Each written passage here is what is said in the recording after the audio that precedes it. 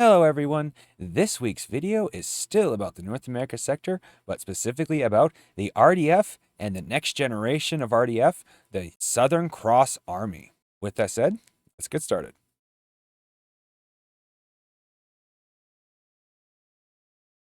The site of the SDF-1. Near what was once Calgary, Alberta, Canada is the historic site of the SDF-1 and SDF-2 and New Macross City. The battle fortress and the neighboring city of New Macross have been buried and classified off limits. Radiation levels are in the danger zone for human life, and the ruins hold classified SDF technology. The Army of the Southern Cross patrols the area. Now, this is a great site for non-world government aligned campaigns. Like, for example, if your campaign, you are a black marketeer, my suggestion is you hire some Zentradi and have them go in, learn the patterns of the Southern Cross patrols first, and then see about sneaking in to get some technology if you can.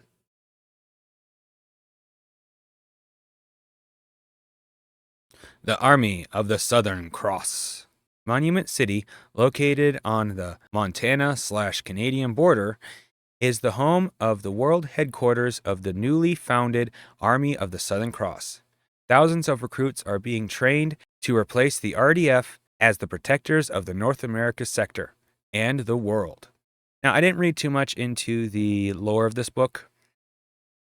I figured I'd get deep into it when I started reading it for you guys. But it's quite obvious that the RDF has been hit hard.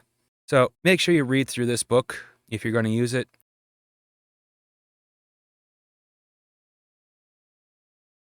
Yellowstone. Yellowstone City is the new home of the North American Sector RDF headquarters. It is also the training center for new RDF recruits and a mecha manufacturing center. Now, with Yellowstone, this is going to be the main base of operation if you play an RDF campaign. Just keep that in line based on where you are in the timeline.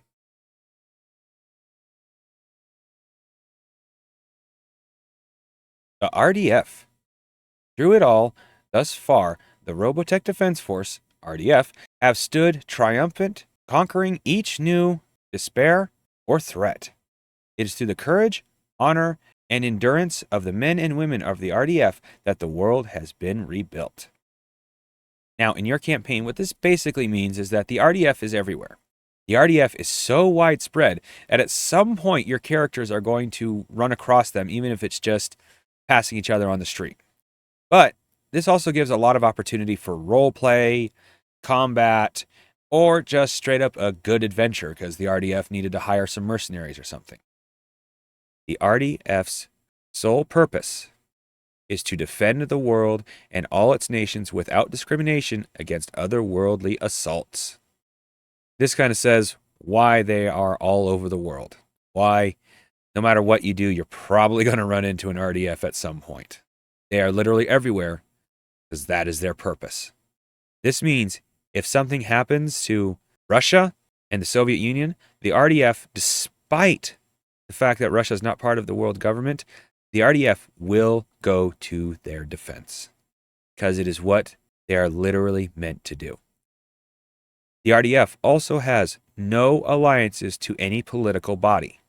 This means the RDF cannot become involved in any nation's civil, political, I can't pronounce that, debates, wars, or embargoes.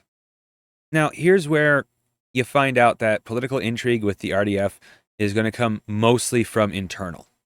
So if you're playing an RDF campaign and you want political intrigue, pretty much going to be mostly internal. Unless a specific nation is asking the RDF to do something that's non-political and yet still intrigue, that's pretty much the only way you could do it outside of the RDF. Exclusive conditional rights to use robotechnology.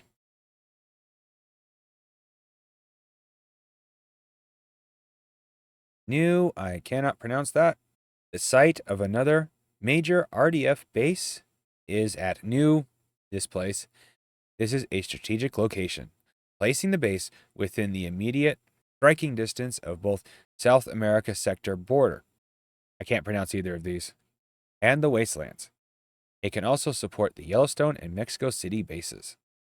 Now, I like this in the fact that Once again, if you want to play an RDF campaign, you can be based anywhere in the world. In this case, Mexico.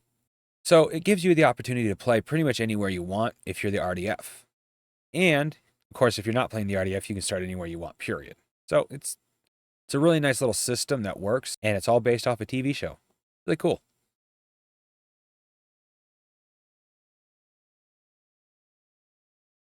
The Cuban Quadrant.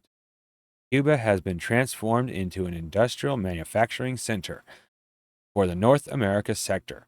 Tech levels are equal to the 1990s. Two small RDF outposts with one Veritech squadron, 5 fighters, and 24 or so destroids. Each are located at opposite ends of the island. Two giant submersible combat ships, like the Prometheus and the Daedalus, are usually stationed here. I really personally like the Cuban Quadrant. It is, to me, a good role-playing center because though it's industrial, therefore it will get attacked and you will have the opportunity for combat, you're going to be spending a lot of time role-playing because it's going to be a lot of downtime. It's going to be periods of excitement when you get attacked and a lot of time of boredom. So the characters will need to learn to role-play. If you have a group that loves role-play, Cuba is a good place for it. And that's the video. I hope you enjoyed it as much as I enjoyed making it. Next video is going to be about the Africa sector. I hope to see you there. Have a great time.